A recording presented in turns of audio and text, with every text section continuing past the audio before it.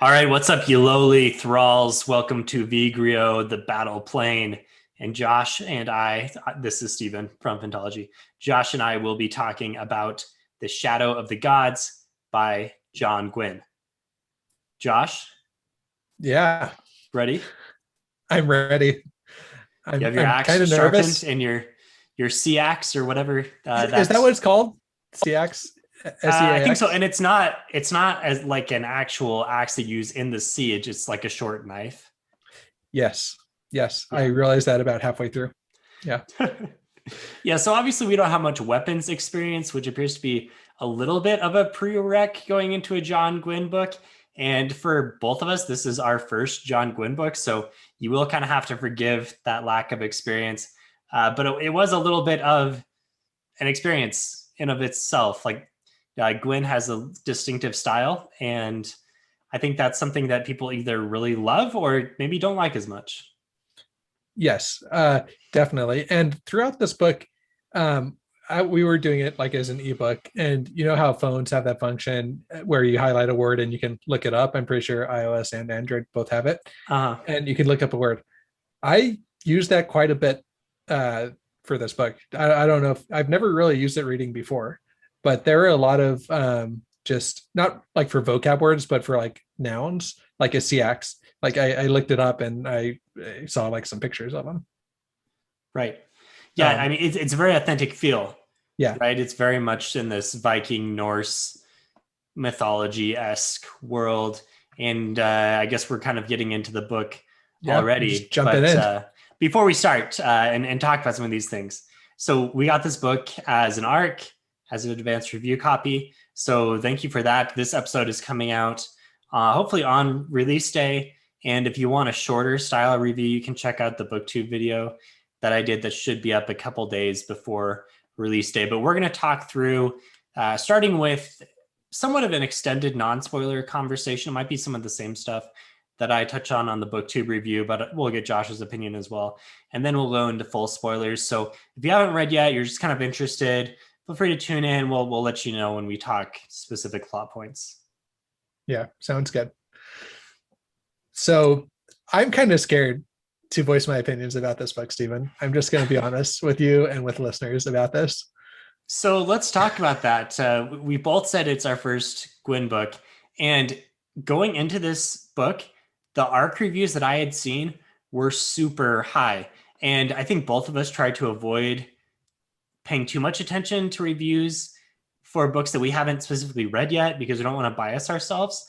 But just being on Twitter, it was fairly obvious that advanced copies were really being received well. Yes. Yeah. Um, so I didn't read any reviews until after I finished the book. And I kind of was texting you just some of my thoughts as I was reading it. And not to bury the lead here, uh, but I didn't love this book. It would like compared to the reviews, and I'm not going to call it like any reviewer specifically because it was just across the board. Like it's getting solid, you Yeah. know, 4.5 out of 5 stars, 9 out of 10. You Yeah, know, Goodreads is like 4.55, I think, last time I checked on there. All of the reviews were 9 stars, 10 stars, at least 4 stars, 4 out of 5, I yeah, should say. yes, So it was like an A review across the board.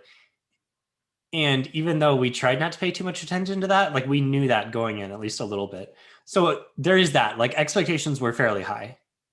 yeah. Well, I don't know. I wasn't paying too much attention. I hadn't like actually read a review, uh, or like watched a booktube review or anything before I finished the book. So I had seen hype on it and I had seen the Goodreads score about it, but that's kind of all I had seen. And I'm not Okay. like super well steeped in Goodreads, so like I don't really know if like 4.5 stars is like good for Goodreads. I mean, I assume it like It obviously it is. is, but Yeah. like I don't know how many books have a 4.5 star rating or Like not that many. like not that many. Okay. Usually good books are you got to be above 4. So Goodreads reviews are kind of weird because it's out of 5 stars, and if you're below 4, it's pretty much assumed the book is not good. But if I'm giving a review like 8 out of 10, that's good. 7 out of Right. 10, that's good. But Yeah. then if you translate that to Goodreads stars, you're like 3.5 out of 5. That sucks.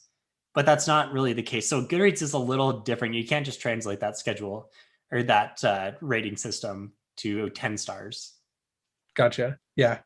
And we typically use 10 stars on Fantology. Like we haven't really definitively like nailed down our rating system, because I think we all like to kind of talk about things beyond a star rating. But mine wouldn't be nowhere close to a 9-star. I'm just throwing it out there. Or a 4.5 So star. if you've seen the booktube that I did, I think I gave it a 7.5. I was between 7.5 and 8. I ended up going 7.5. Honestly, through the first half of the book, I was like, what's the deal? Why do people like this book so much? I really liked the end, and that really bumped up my rating.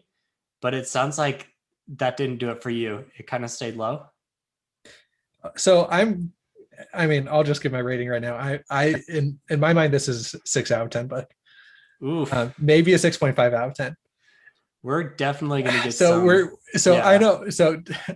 I know I'm going to get hated on in the comments. And first of all, let me just preface this with saying, like, some books just might not be for me. Like, I fully get that there's, like, I'm not super steeped in like the Norse mythology or like Norse. It's not like there's that much mythology in this book, but like it's definitely a Norse setting. And that's there were a lot of things. A lot of the mythology from the book, from the Shadow of the Gods, pulled from direct Norse events, which maybe you're not as familiar with if you're not familiar with Norse mythology. Let me preface it with that.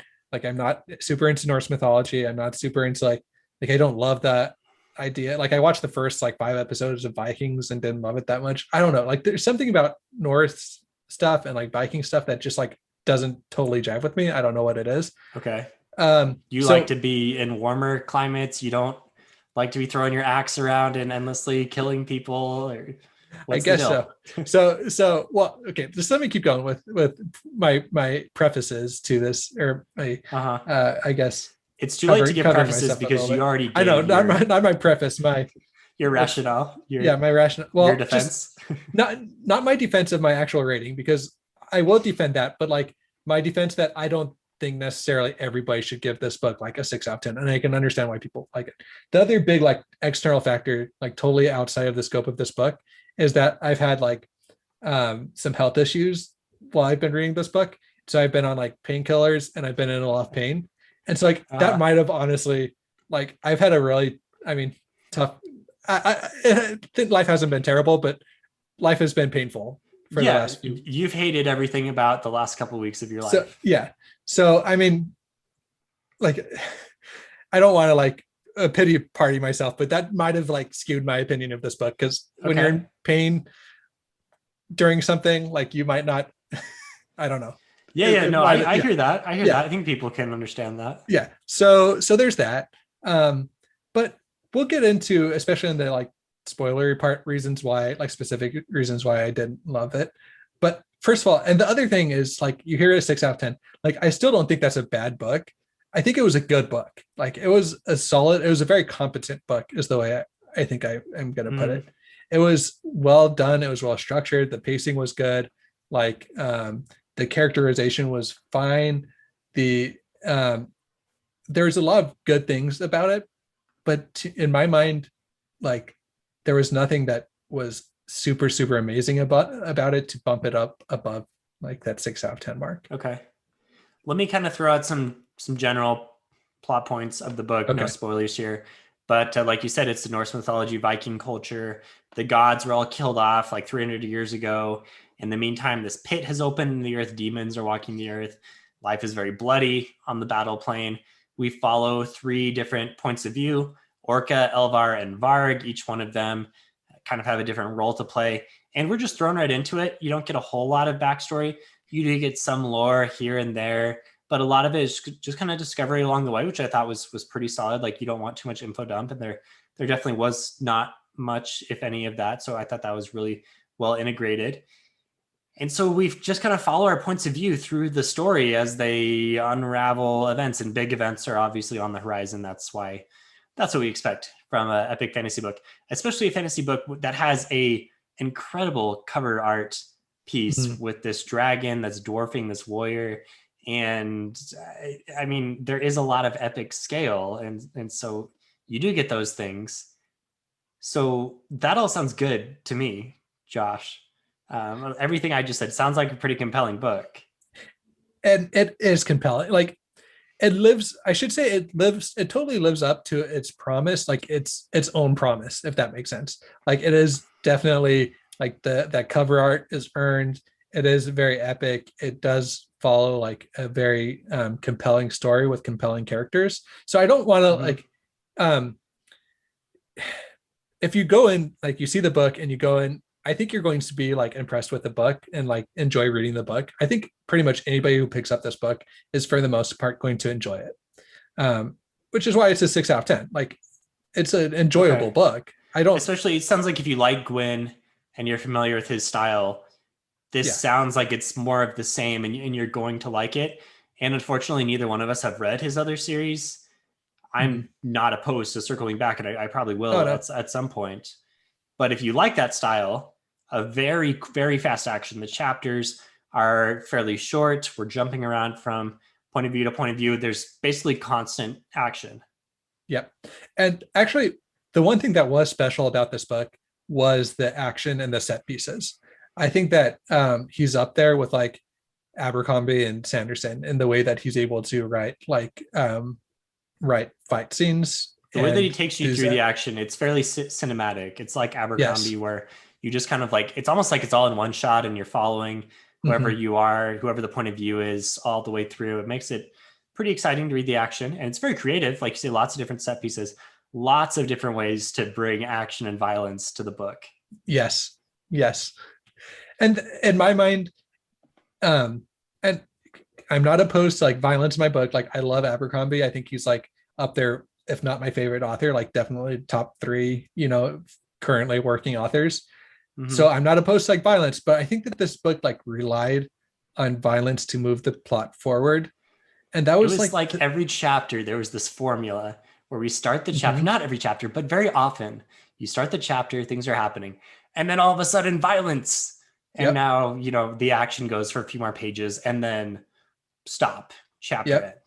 And I found myself like enjoying, like I said, I think that the action and those scenes were really well done. But when you just read them so often, like I found myself just kind of skimming them a little bit because they happen so often that it's not like, and they're all well done, but it's kind of like an Endgame, like when you're on your like third hour of the movie and like the same scene, like the one of the best scenes like ever recorded like in cinema, I think, is like that whole set piece in Endgame with all of the Avengers coming through. But at some point you're just like, it gets to be a little bit mind numbing where you're just like seeing, so much action that it's just like, okay, well, we can kind of move on from that. And this book just like didn't do that. It was just every chapter from the beginning to the end had some sort of like violence, and it would end on some violent note. It was like, okay, here we go. Sword, shield, seax. Honestly, I might be pronouncing that wrong. Might be some other type of pronunciation. Sex or CX. Yeah. Six.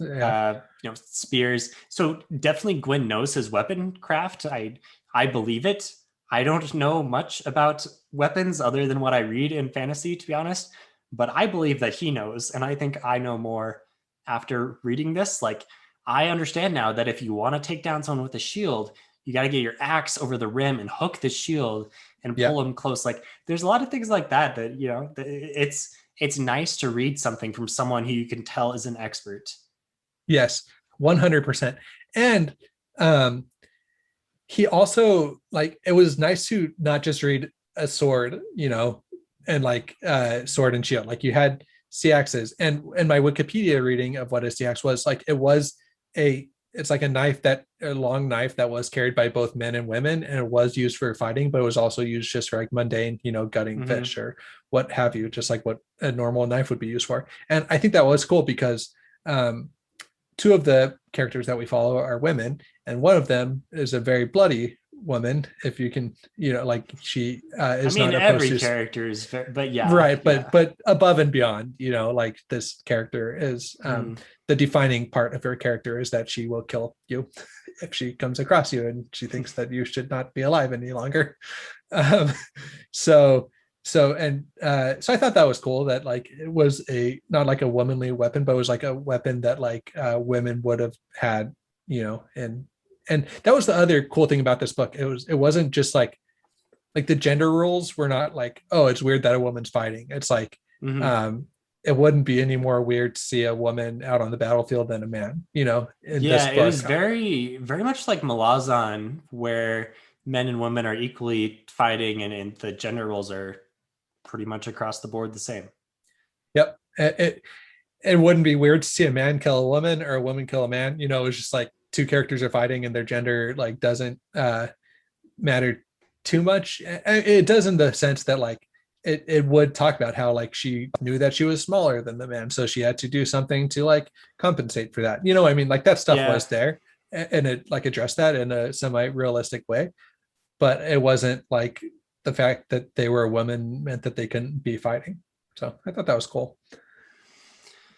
So what did we not like about it then? Because it sounds like, are we dancing around some issues that you had I with mean, it? Because these are a lot of good things. yeah. And again, 6 out of 10. Like it's an enjoyable book. And these were all the best things about it, in my opinion. And just the last thing about it is just the entire setting. Like we talked about the weapons, and the weapons were a big part of it. But like it talked about the clothes that they would wear. And it talked about like one of these words that I just Wikipedia'd.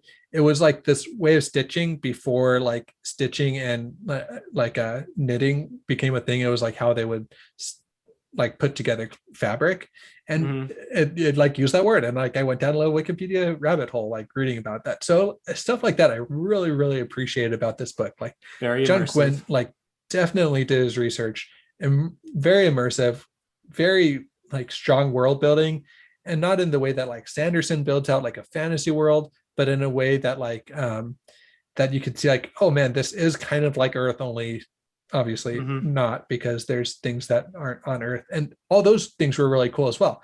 Like sorry, I'm just going I'm kind of ranting a little bit, but there's like a mermaid type thing that pops up in one of the chapters.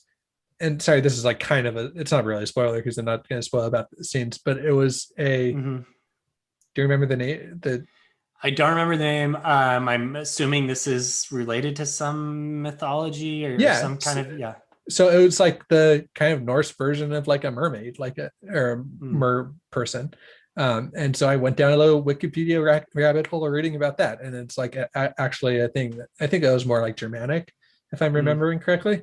But yeah, so there's so many things like that where I would just like, oh, there's a cool word. Let me look that up. Let me go down like a little rabbit hole, and I felt like I did learn a lot through reading this book. So the that was another like, I can't say enough good things about that portion of the book.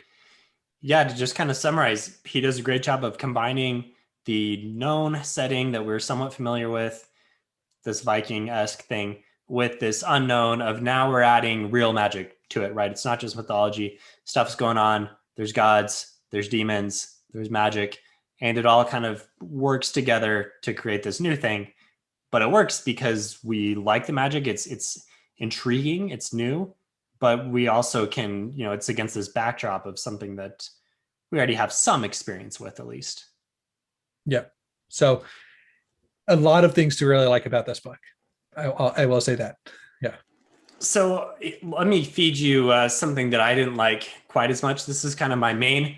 I had two, I'll say I had two big criticisms. And again, we're still staying away from spoilers. We'll talk spoilers in a little bit. But my first criticism was I felt like there was almost zero depth to the entire book.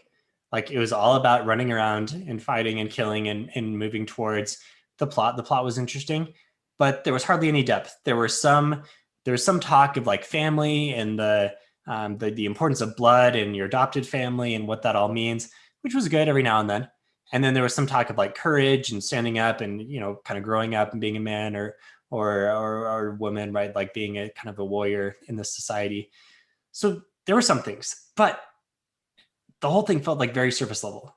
And it didn't feel like one of those little lessons learned. It could have been applied to any of the three main characters that we were following, right? Like Yeah, you like there were growth, character growth. Did it happen? there A, was a little okay. bit, some. My biggest thing about this book that I did not like was the characters were like, in some ways they were intriguing because they all had like a purpose. They were all out to do like a very specific thing, and you like knew that one thing, so they had strong motivation. Mm-hmm. But like there was nothing else about like any of the three characters that we were following that was like really interesting beyond like their main motivation. They had a motivation, they had a backstory. It was all kind of different. But and why was that? Was it just like a lack of an internal monologue almost where you didn't really get a sense of what their emotions were? I don't know. That's why I can't. That's why this book is not higher for me. Is because the characters were so flat for me. Like you knew what their motivation was, but they didn't have much of a voice, and I just didn't really care about them as characters. Like if we jumped into an Orca chapter compared to an Elvar chapter or a Varg chapter, our 3 points of view, I don't know if it would take me a while to like even know who the point of view was without that character appearing on page, because it all was very similar. Yes, And exactly. even further than that, like, so these are our three main characters, and there's some characterization there. I don't think they were as awful. I think there was a little bit of depth. Maybe you didn't like them as much as me. But the second thing that really bugged me was like all of the minor characters and supporting cast, those guys were 100% interchangeable. Like if I'm picking up on one, if I'm going into an Elvar and then I'm switching over to a Varg, like they've all kind of got some like, second in command type guys that are a part of different tribes or different groups. Still trying to stay away from spoilers, and they all kind of had Viking names, which was good, very realistic. But these guys, the secondary guys, they had a purpose. They didn't have much of a backstory, and they were entirely interchangeable. And because the names were somewhat familiar, just kind of different vowels thrown around, I had a hard time telling them apart, to be honest. I did too. Okay. Light spoilers. So if you don't want any spoilers, I might say knock off now. Well, do you want to go like I want to say one thing that's like kind of spoiler, like not really spoilery, but kind of the frame of the book. So is it a plot thing, character thing? No, just like framing of the book. Like it might be on the back, something that would be like on the back of a book cover. Okay, back book cover spoilers. Okay, back of the book cover. So two of the characters were in like a little war band, like pretty much the exact same setting, like with different but like the exact same thing, like with characters that were doing the secondary characters. Like you said, I could not say if this secondary character was in this war band or this war band, like maybe one or two from each of the war bands, but like that was only at the ending of the book that I could maybe have like by the end there are some distinctions, but through the middle you're like, okay, Battlegrim or Bloodsworn, what are we doing here? Who's in what? Like what that decision right there. I mean, I get like why you might want to do that, but like it just that kind of tanked the book for me, because I felt like two of the characters, like while they were different, but like the setting around them was like pretty much the exact same, and their motivations were pretty different, but still the setting around them, like what they're doing day to day, and like the internal things, like the way that they would relate to the characters around them was pretty similar. Anyway, I have to agree with that. I feel like that's a valid criticism. I mean, maybe if you want to say that you read the book and you didn't care about that, that's fine. But I think that's our take. I'll stand with you on that one. It would be like in Harry Potter if you like followed two main characters, and one was in like Hufflepuff and one was in Ravenclaw, and like they were like pretty much doing the exact same things, only had different names. Like you'd be like, why aren't they just one character? Or like why? I don't. It was weird to me. It was weird to me. Anyway. Okay, before we get into spoilers, let's do our thing where we recommend this book to fans of other books. So if you like other series, other books, what are these books like? What's the similarity here? This is like you go because I don't want to insult. I feel like I've been ranting, so why don't you start us off? Okay, I have three. So I'm going to say The Burning series by Evan Winter. Very similar, fast-paced, lots of action, lots of vengeance. Vengeance is a big thing in both books. Red Rising, also similar, just again hitting on the fast-paced action. And that was a series that you didn't like as much. So I'm seeing some similarities, and it could be someone of your preference. And I'm going to also say the Anthony Ryan books, which is like the Veil and Sorna Adventures, Bloodsong, and those sequels. There's a similarity with all three books. Yeah. Yeah. I think I agree on all of those, but I think, well, I haven't finished like I haven't finished Road Rising, and I haven't finished the last Bloodsong book. I've read the first two, but I think that those would all be like, definitely the first Bloodsong book would be better than this book, I think. And like the Burning, I think Evan Winter's books are like way better than this. I don't know about way better. I think I gave the Burning both books like either an 8 or an 8.5. I gave this one a 6, so like significantly better. Like if you haven't read, if you really read that, then I agree with you. And this is kind of like if you were to take Sanderson, Abercrombie, and like Evan Winter, if you're just like a lot of the big names in fantasy right now and like mush them up and like throw in like even with kind of the like with how Evan Winter took a culture and really dove into that culture and used a lot of cultural elements, like he really did that. So if you take like that element along with like the vengeance element, along with like the really great action writing from like Abercrombie and like Sanderson, you took all of that and you like mushed them up, and then you took like the character growth out of them, then you would get this book. Yeah. So that's our non-spoiler review. Feel free to come at us in the comments. I know a lot of Gwynne fans.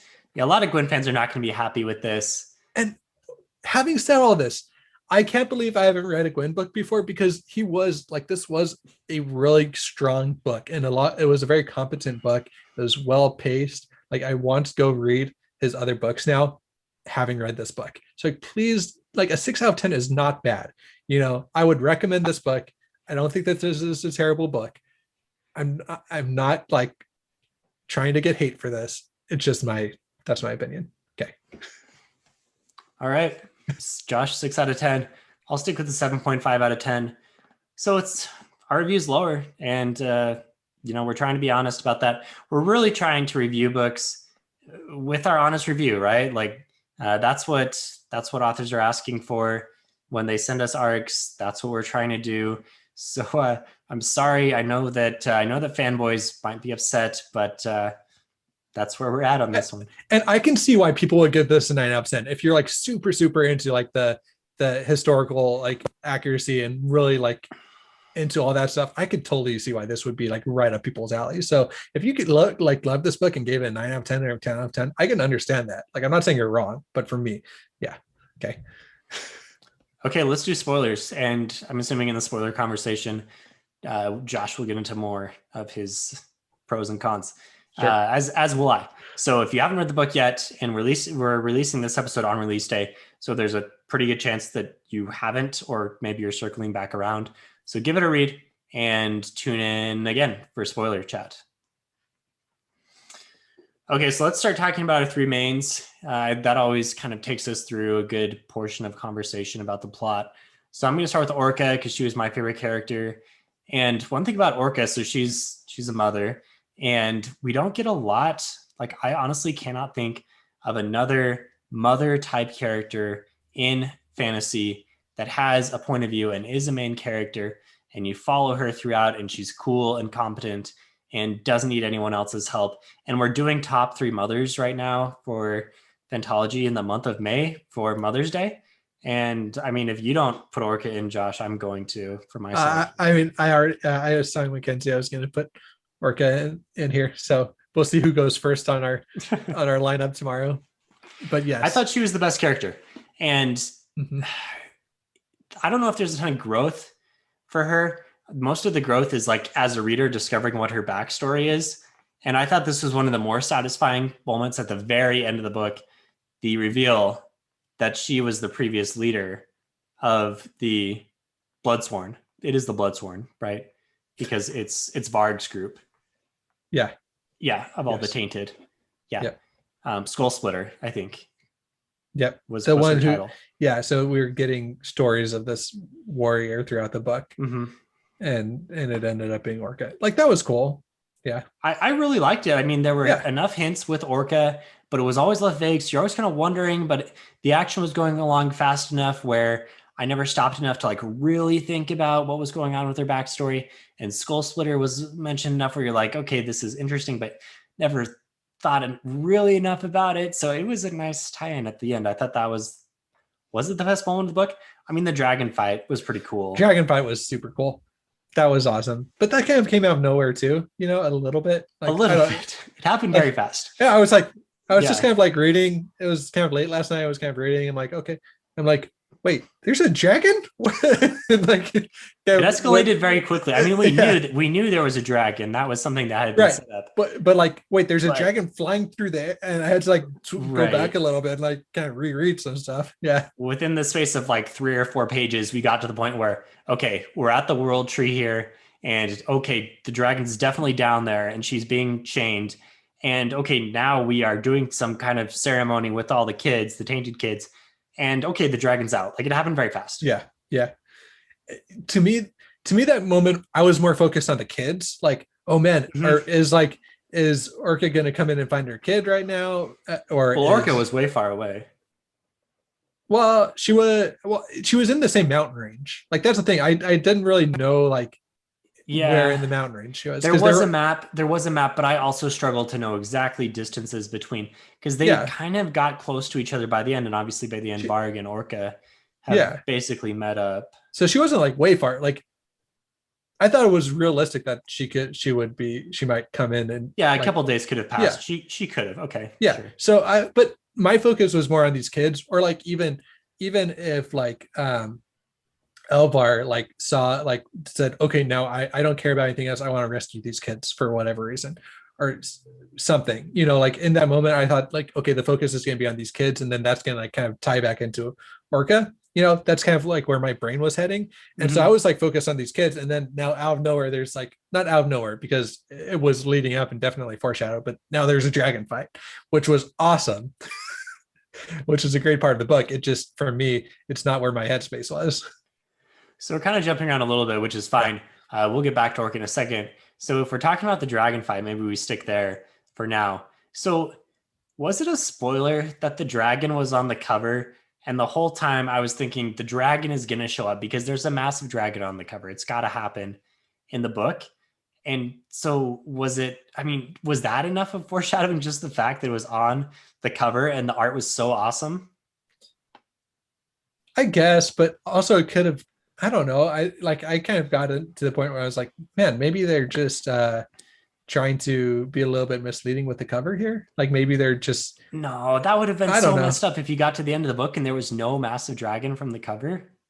I guess. Yeah. I would have been mad. Yeah. I don't know. I feel like books do that though. Yeah. The art was so awesome that if it wasn't there, it just the quality of the art was. Yeah, I would have been quite upset. Yeah.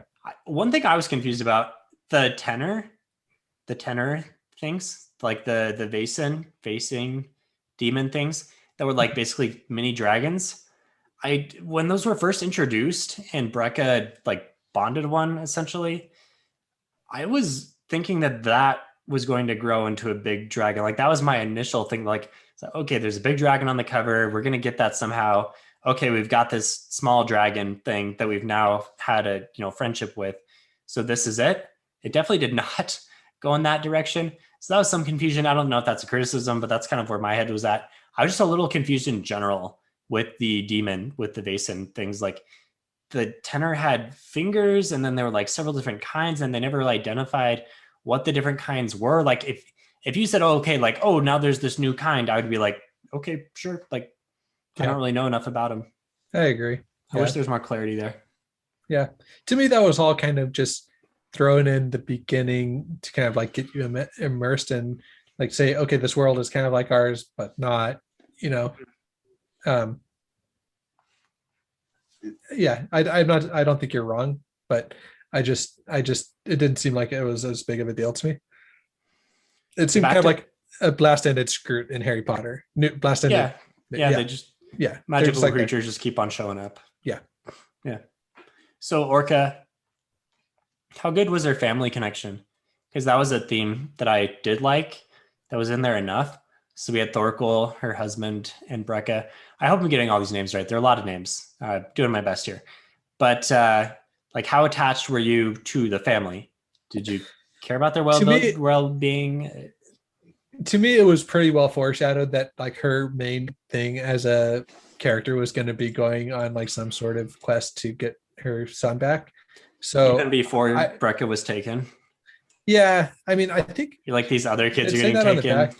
Yeah, and to me, I think there was a comment pretty early on about how she would like do whatever she needed to like keep her kids safe or something. Like there's some stuff like that was just that led me to think, okay, yeah, this is going to be a story about her getting her kid back. Thorkel was for sure dead.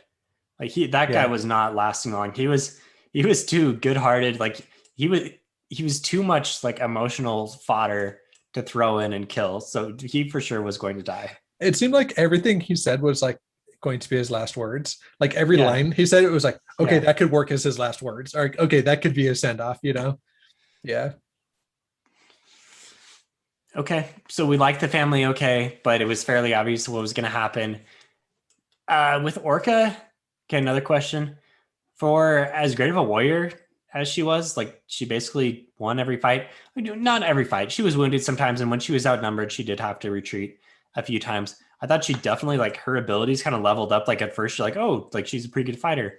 Like, oh, she's a really good fighter.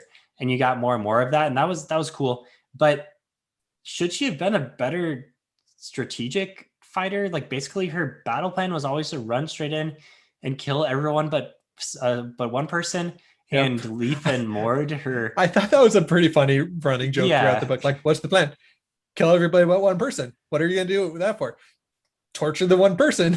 What if they don't know anything? Like, it's not like the one person living is gonna know everything. But I thought that was a pretty funny joke throughout the series. And it was funny when at the end they're like, that's really your plan? Like, that's not very much deep cunning. Your thought cage came up with that. That was it. Oh my gosh. I can't believe, I can't believe we didn't talk about this earlier. So you hate the thought cage thing. Dude, I don't hate it. Okay, first of all, like this is an arc and like I feel like this is something that an editor might like maybe go through, but the thought page, like I think our art got returned, like our digital art got returned. So I can go back and do the control, like the find for how many times thought cage. It like had to have been. So I noticed it about halfway through, and then it was for sure in every chapter, 100% after I noticed it. It was in every chapter after that. And it was one of those things where like a swig of mead every time. Like I'm sorry, because now you're gonna notice it. Like I get that like you might have a different name for your like brain or like your mind, but just use a different, word every now and again. Or you can just say she thought. Like it doesn't have to be in her thought cage. It was a little corny. It was, I thought it was one of those things where like if it was used sparingly, it would be really cool. But it was just so overused. Sorry. It was grating to me. It was one of those things where once I I'm with you. It was a little bit grating. For the most part, like the immersion was really good, but this was a good example of where it was just like a little too far. And yeah, maybe you're reading the book and perhaps the arc that we read, they decided to change it. Maybe the editor maybe it's not even there. Maybe you think we're crazy right now. It does say like to not use specific quotes in the review or like specific lines because some stuff may be changed. So like honestly, I'm hoping that in the final copy, like an editor would pick that up and be like, okay, this is a little bit overused. So hopefully, but that's something that you can let us know in the comments. Yeah. All right, that's Orca. Anything else about Orca? She was my favorite character, but she was also the embodiment of like there is not very much depth to her. I thought that her taking on what were they, Mord and Leaf, I think. Lif. Yeah, Lif, yeah. So I thought that did ground her a little bit, and I'm super glad that she did that. And it did give her a little bit more stakes because you knew she wasn't going to die, but you did get attached to them through her. So that did add more stakes to her chapters because you were always worried about one. You knew one of them was going to die by the end. You like were pretty sure about it. Yeah. And so I'm always a sucker for like a good brother relationship in a book, and I thought, but again, like they didn't really have their own distinct personalities, and at least in Yeah, my mind. their personality was they were the sons of the fisherman guy who got killed in that unfair duel where the thrall came out and took him down. And their personality, I mean, they all had the same. All three, their personality was vengeance, essentially. Well, and I feel like one of them was always really mortally wounded, like or close to mortally wounded all the time. And I don't know if it was like tracking which one had the worst injury at the time, but then I felt like when they needed to recover, they just could recover from like a bite, like a laceration across the shoulder or something like that. Like they would just like, oh, now we're fine. It's always a tough thing if you're gonna, you want to make it believable. So people are gonna get wounded. You don't want them to get wounded too bad because then the action can't continue. So you've got to kind of walk that middle line. I think that's tough as an author. Yeah, but I feel like that's something that like Abercrombie does really, really well. Is like he'll have an injury that a character gets in one chapter, like has an impact on like several chapters later. Hmm. Anyway. All right. So Varg, you liked Varg, right? Uh, In kind one of. of your texts to me, you said, "quote My man Varg got kicked in the face" or something like that. So I assumed you liked him. Well, a boot to the head. It's like from a comedy sketch. Anyway, I can't. It's like Oh. anyway. Yeah. Yeah. I liked Varg. Like, I liked Varg. I think I liked Varg at the beginning, and then like I stopped really caring about Varg because I just like his story was so repetitive, and I just stopped being as invested, and I got much more invested in Orca's storyline. Mm-hmm. Um, so my characters went Orca and then Varg, and then like pretty far below Varg, Elvar. Elvar. You just liked her so much you can't even remember her name. But I'll yeah, say Varg. Yeah, Varg was interesting at first, and then just like his entire storyline with the Battle Grim, we're like, okay, now we're trucking through the forest on an errand for the queen, and we're not sure exactly what it is. Like that took so much momentum away from the Bloodsworn. I thought. yeah, I liked Varg a lot more when it was just him. When it was just like, okay, how's he going to get out of this scrap? And you know what I Mm-hmm. mean? Like, and that was really only for the first maybe quarter of the book. Like, he didn't Yeah, the have too beginning many was really chapters. interesting where he was running away and then he joins the Battle Grim, or sorry, not the Battle Grim. He joins the Bloodsworn. I'm probably going to mix it up, so I apologize. I It's the think, same. It's the same thing. yeah, one of them tainted, one of them is not. That's the difference. Yeah, but that's supposed to be a big deal. But by then I was like, okay, cool. Like it didn't Yeah, really, yeah. It was supposed to be like a big reveal, but to me, I felt like it wasn't really, I don't know if I just didn't pick up on it or it just wasn't really hammered in, like how big of a deal being tainted was in the society, you know? Um, I mean, you saw the thralls that were captured with the chains of the wolf god, right? It was a pretty big deal. yeah, but to me, I never really, like, I thought that I don't know.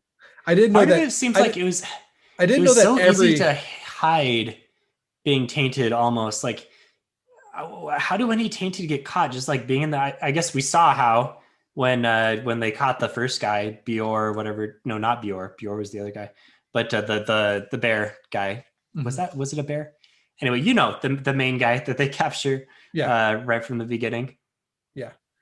But yeah, so I guess that didn't really click for me that like every tainted was hunted down and captured. Like that didn't really, I don't know if it didn't click for me or if it should have been a bigger deal to me, or I don't know. It didn't really, I didn't really care that Like much when it because, was revealed that Varg was tainted, you're like, cool, he's tainted. well, it seemed like kind of obviously like I didn't, Yeah, if you have told me halfway through that he was tainted, I'd be like, okay, if you I I don't know. and maybe part of it is like Orca was obviously tainted, but that was never really addressed super well. It's like, okay, she's tainted. Yeah, exactly. Yeah. Yeah. Um, so but back to him, like all the momentum with his character was kind of lost. Yeah, when he joined up the Bloodthorn. Um, and Well, I mean, it was interesting at first with the Bloodsworn, with some of the politics that they got into from that. That was the Bloodsworn, right? With the Southern Kingdom. That was definitely, yeah. I'm gonna say for sure it was the blood swarm. I thought that was interesting, but once they took off and went on this random errand, like I feel like all the momentum was lost. Yeah, I agree. Luckily, there were other plot lines that picked up for that, but his at least. I mean, it was still so you weren't as interested, you weren't as invested in the what happened to his sister. Is he Okay, going to stay with them plotline? so I always thought that he would do what he needed to get his sister back. No, his But sister's dead. well, okay, to avenge his Well, sister. supposedly dead. But that here's the thing. Okay, here's the thing. I So don't think she's dead. She's not I really dead, right? well, I don't know. Okay, so let me. I texted you about this. Yeah. I do not. The biggest mystery to me about this book was why it didn't. I mean, I suppose it was that you didn't want to find out that he was tainted until the end of the book, right? Because Okay. otherwise, I can't see why you wouldn't have known what, like, the whole story of what happened to his sister, because it was always just kind of like alluded to that, like, he kind of knew his sister was dead, that his sister was dead, and he kind of knew that for sure, but he didn't know how she died, and it never told you exactly what happened, right? Well, he didn't want to tell anyone. He didn't trust anyone enough. Right, but like, he, it seemed like you should have known that as a reader. You should have known what he knew. I felt like, Okay. So like because we're in his head enough where there's no reason for this information not to be available to us. yeah, the only reason why you wouldn't want to do that is if it's like a big reveal. And like, no spoilers for Stormlight, but like Kaladin's arc throughout the first book, like Mm, that was done really well, where you don't know exactly how he got in a yeah. situation. And it was like a really big reveal and like done really well, where you're like, okay, that's why we didn't know, because if we would have known, then it would have changed how else we saw this, and Okay. this. You know what I mean? Okay. Yeah. So Yeah. like, so I expected that if we're going to, and I feel like the reason for that was to not know that he was tainted, because the only reason why she knew she was dead was because he was tainted and had this connection to her Mm. because he was tainted. So I feel like that. So what if it's a future book thing? It's going to be a trilogy. I don't think she's dead. I mean, he thinks she's dead. It seems like a fairly obvious plot point in the future. She's not really dead, or she died by the hands of someone that we like, Yeah, and we don't know that. They didn't realize why, kind of that miscommunication, and that's going to be a problem. yeah. So I hope that there's more of it, but at least knowing what he knew, I feel like we should have known from the start of the book, because it would have made things, Yeah, okay. it would have improved his character. I think it would have improved his character drastically, because we would have had more motivation to really care about his sister. Because as it Mm, was, we literally didn't know anything about his sister. We knew that they had a strong relationship, but we didn't, and we knew that they, like, kind of all they had was each other, but we didn't really know why that was, how big of a deal it was. We knew that, like, they didn't have their parents in the picture, but we just didn't know. I feel like not knowing really made it hard to really care about him getting his vengeance. I can see that. Okay. So you're saying we learned at the end what happened, but there was no reveal nature to it. Like he just thinks she's dead in the same way that he's thought she's dead previously. We get the story. We could have got that story earlier. Would have made for a stronger character. Yeah, If we're gonna hold off on that, let's make it into something that's a bigger reveal. That's more of a surprise, more impactful. That didn't happen in this book. exactly.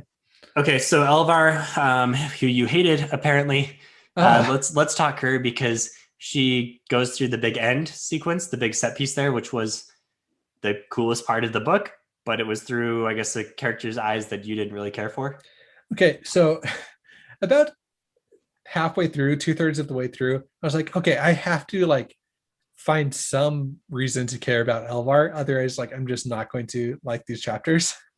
You You know? didn't think that just the plot and then kind of like the spunky princess type girl that takes off. It's almost like a Shallan Devar type situation, except Shallan is a hardened warrior. I okay. This trope I like, right? Like, even with, like, real time people, like, I like Elaine, because to me, I see this kind of, like, as I know, but like, I see a similar type thing where, like, here's this princess who, like, Uh-huh.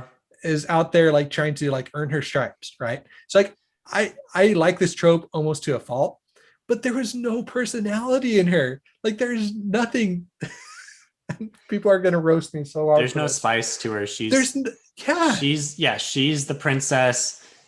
She likes getting these trophies, as she has, kind of made a name for herself. She had to make a hard decision in joining her father or not halfway through the book. There's some things there's some decisions she has to make. She does do things and she does make decisions. There's no sort of like, you understand she made this decision because of this part of her personality. It was because some oracle told her something about how a wolf can never become a sheep. And so she just interpreted that and made her decision based on that. Like, and actually, so on the decisions, I feel like there were at least a couple times. So two that I'm going to point to. One with Elvar that you just talked about, join her father or not. One with Varg. Is he going to go with the Bloodsworn? Not the Bloodsworn. Yes, the Bloodsworn. Is he going to stay with the Bloodsworn? Or is he going to go with Skalk, the Galderman, right? However you pronounce that. But both of these decisions, they didn't really have to make because events took the decisions away from them, right? The violence, the action that just inevitably happened ended up taking these decisions away. And I think that negatively impacted our characters because we didn't see any growth in them making decisions. They were just forced down one path. They had a hard decision, didn't have to make it. And it wasn't okay. And it wasn't done in like a meaningful way. Like there are some authors that do this, like Abercrombie does this, where like a character will be moving towards one decision and then like the plot comes in and sweeps them and they have to like, they don't make that decision anymore. Right. Like, and that adds like, there can be in a situation where that adds a lot to the character where they're like, I wouldn't have made this decision, but now I might not have, but now it's made for me. And so I have to deal with that. I have to like think about it. I have to like change my whole perspective on the world. So you needed more navel gazing. You needed more navel gazing from the characters. I mean, I'm not like a huge navel gazing type guy. Like I think that sometimes Kaladin chapters in Storm like can get a little too navel gazy. Like, but there needed to be something to hold on to about these characters. And there just wasn't. Like in terms of I never felt like I would really know what to talk about if I were sitting around a campfire with them. I'd be like, so how's that revenge plot going? You know, how's your latest kill? yeah. And so there were so many great things about this book, but the lack of depth and character just for each one of these, and for Elvar being the like epitome of it, just took it down so much for me where it was hard for me to stay invested in the cool things because the characters were not where they needed to be for me. Okay, two more things on Elvar real quick. One, did you think Bjor, her lover character, did you think he was a traitor? Again, I didn't care. I was like, oh, she's sleeping with that guy now, I guess. Okay. Like I kind of thought that there would be a romance with her bodyguard guardian guy. No. He was too old. He kind of raised her from a child. I know, but she looks at him and said, I can't imagine life without you. Like, I mean, come on. Like there kind of is some sort of like strong relationship there. And now she's just sleeping with this like guy with the long, luscious hair. You know what I mean? I don't know. He saved her a few times. He seemed like a real stand-up guy. I also kind of question like, how did this dude, how is he a traitor? Like this is some deep cunning here in his thought cage for him to have to put this together. But like, how was he in contact with these other people? Yeah. How did that work? It worked out really nicely. It was just like, oh, okay. Now, like, was he a traitor before? Had he been working with them? Had he been feeding them information about where they were at so that they could come in and swoop? And were there breadcrumbs of that? Like, if I were to go and do a reread, would I pick up on that? Maybe, hopefully. Think of anything. If I did, like, let us know. It could have worked if he was magical, like if he was a secretly a Galderman, or if one of the Sior witches was the one doing it. But he doesn't seem to have that ability, at least as far as we've seen. Yeah. So let us know in the comments. Like maybe we missed something. Let us know. Maybe they can but the dragon people blood. They can follow that. Maybe, but maybe I don't know. Yeah. But this is like. Likening back to Harry Potter, this would be like a Slytherin just like magically like knowing that the other Slytherins were, and yep, now he's a traitor because he's a Slytherin or something. So they found the tainted children. There must be something, like some way that their blood like calls to them. I guess I don't know, but Yeah. but the fact that he was a traitor, what had he always been a traitor? Like, I guess maybe he had probably infiltrated them for like that specific reason, but Yeah. again, like, how is he getting information out? What impact of him being a traitor besides, oh dang, he's a traitor? This is why it's a 6 out of 10 for me, because like, okay, cool, but what else about it would bring it up past like So also at the end, after he outs himself as a traitor, he kills Agnar, which I'm assuming you didn't care about because you thought the chiefs were interchangeable. Just gonna assume that, go out on a limb and assume that you had an issue with that. So he makes like the most half-hearted attempt to say like, "Hey Elvar, come join me.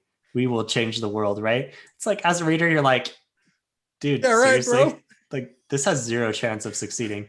Did you just have to do this? Like what?" Yeah, I mean, I would say at that moment I was like, dang, Agnar was like BA, like he just like destroyed that person in the duel, like Mm-hmm. didn't see that coming, and now he's dead. Okay, that sucks. Like you made me care about him for like a chapter, and then kind of did what you did at the beginning of the So I book cared with. about him more. I thought he was a nice leader. He gave Elvar some tokens. Mhm. Like he's a real stand-up guy. Both of the leaders do not remember the name of the Bloodsworn leader off the top of my head, unfortunately. Thorkel's brother. Both of them seem like pretty stand-up guys, but very interchangeable. Again, Yeah. Well, so I thought it was cool how at the beginning of the book, the brother's father that died like in the duel, it kind of happened the same way where he was kind of the underdog and then won and then was killed by the thrall mm-hmm. later on after he had already won. Like that Yeah, kind yeah, of yeah. was reminiscent of Agnar, and I think that was done purposefully. Hopefully it was. Otherwise, it was, in my head that was done purposefully as like Mm-hmm. foreshadowing, or like, Mm-hmm. okay, you can't just assume that you're done just because you won the duel. Right. But then also like, what do what's the purpose of duels if they don't actually mean anything, in the story moving forward? um I guess it's just to define like these are the people with honor, these are the people without honor.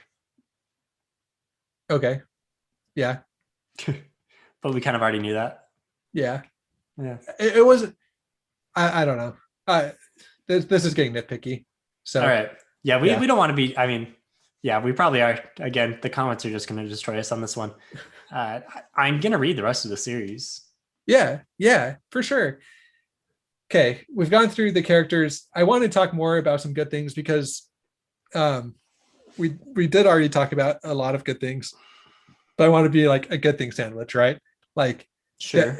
the the um the wrap up action set piece of this book was better than any I've read in a long time. It was like on the Abercrombie level with the two sides clashing, and the dragon coming out, and the different the perspective um, from Elvar was really unique with how she just kind of like got blasted, and you kind of got that like Mm-hmm. in movies when they get blasted and then they like can't really hear and they're Yeah, definitely yeah, some like staticky sound, not staticky, but very echoey sound effects through her head as she's watching the dragon fly around, and she's watching the daughters of the eagle and wolf, I think, fight against. Yeah. yeah, with the backdrop of like right before that Orko was like fighting off these spiders. That was a sick scene with like the ravens that had been stuck in the spider set, and Mm-hmm. then they get kidnapped. Like that was all super cool. So all these like plot things happening last night as I was like reading this book, I was like pretty invested. I felt like the writing was really strong and that pacing was really strong throughout the last 20% of this book. Yeah, and that's why I'm excited to read more, because I thought the ending did set up some good stuff. I'm gonna assume that Elvar is the new leader, the Battle Grim. I don't know why I'm assuming that. She's definitely not highest in seniority, but I guess she's the character that we know the most from the group. So she's got to be. I don't know where Var is going because he's now met up with Orca, but he's going to have to deal with being tainted, which I guess will be I, an issue for him.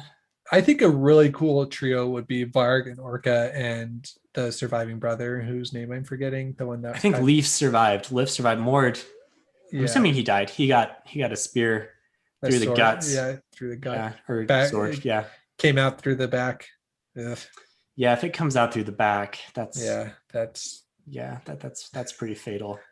um so I think that that trio would be like pretty impressive where because they're both like wolf tainted, right? Varg and Orchid Orca. Orca must be right. She's very similar. It sounded like it. Yeah. So like that would be really cool where she kind of mentors him, and then he could be like the mentor to her. What's Brecca? He could Brecca. be like, Well, they can't be together too much because the points of view, obviously, you got to have some disparate plot lines I could see to them. make it interesting for a time at least.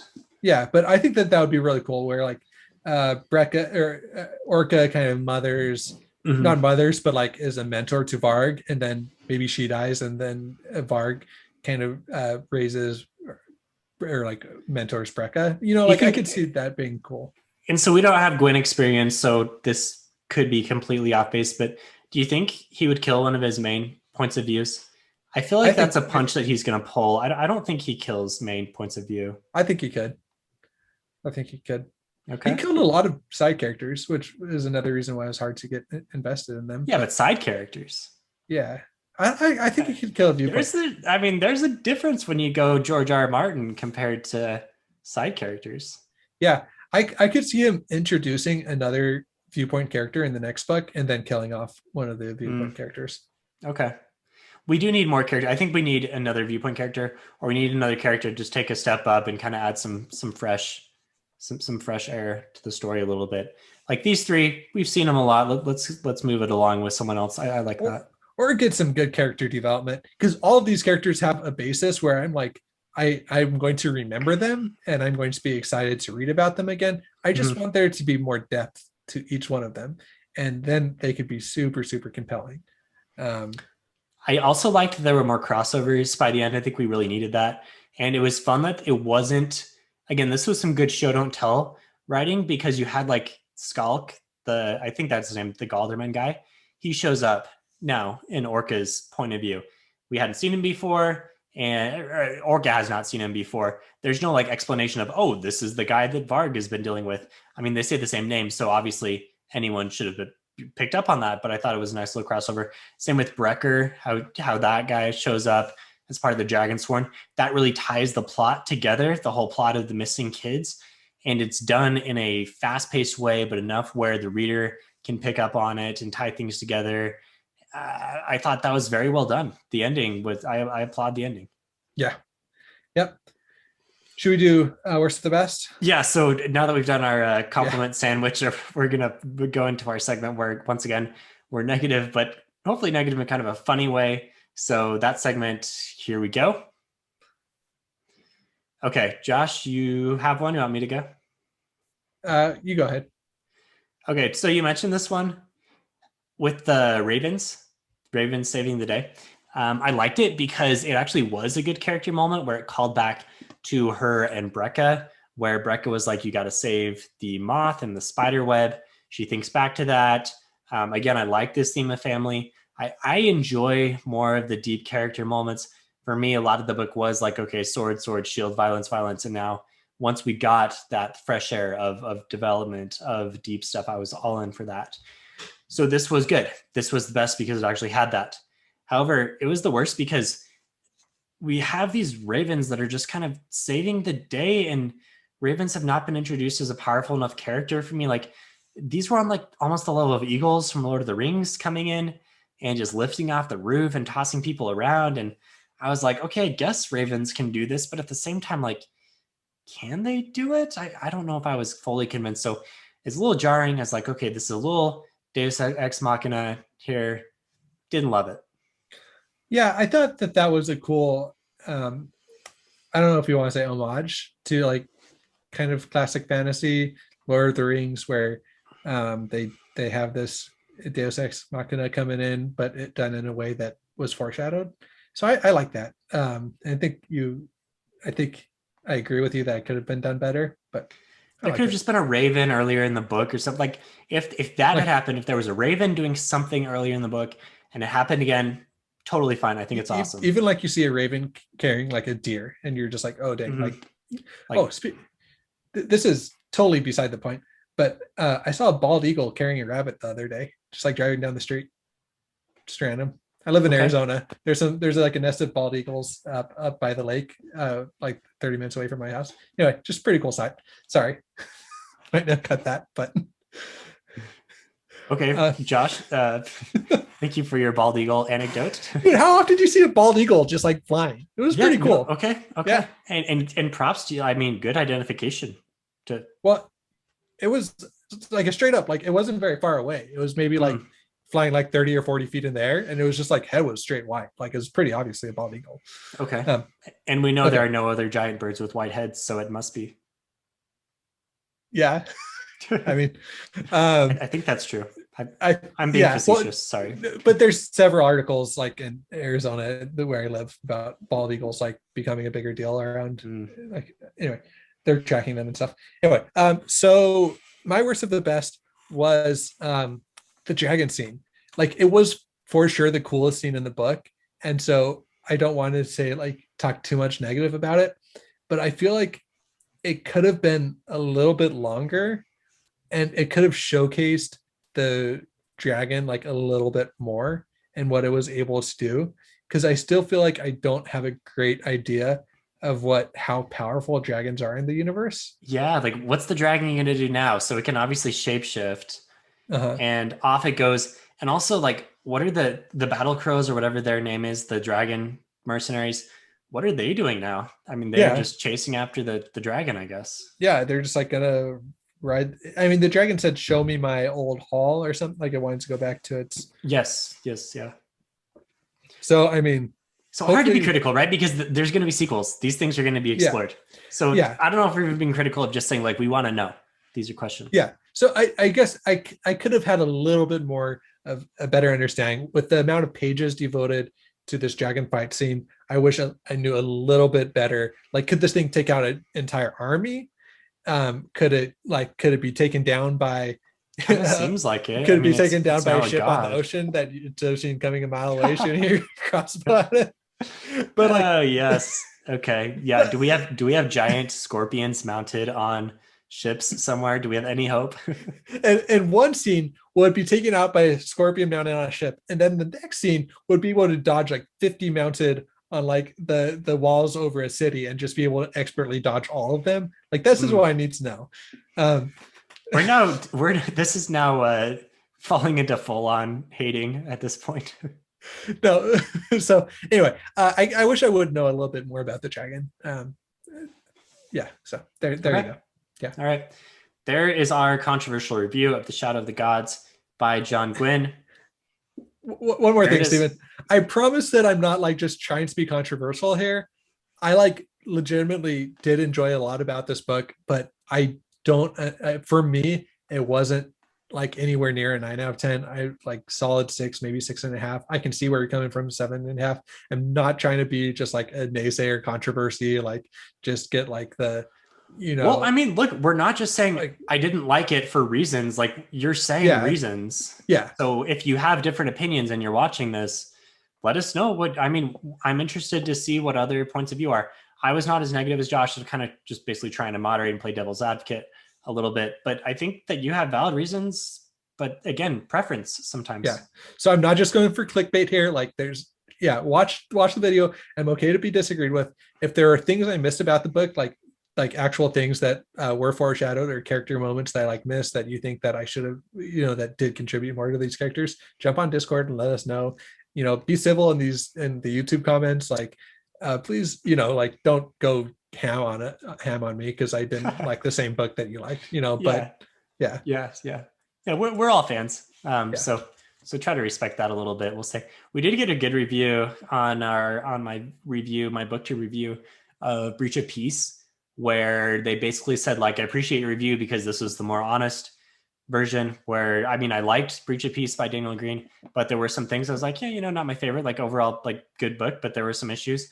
And the reviewer was like, thank you for being honest. So we're going to try to stick to that. We're going to try to be honest, give you our like unfiltered review. We're not trying to just play it up and make friends with everyone. Like, these are real reviews. And I'm also not trying to just like get clickbait by saying, oh, Shadow of the Gods is the worst book I've read all year. Like, it's not, right? Like, it's a good book, but you know, there you go.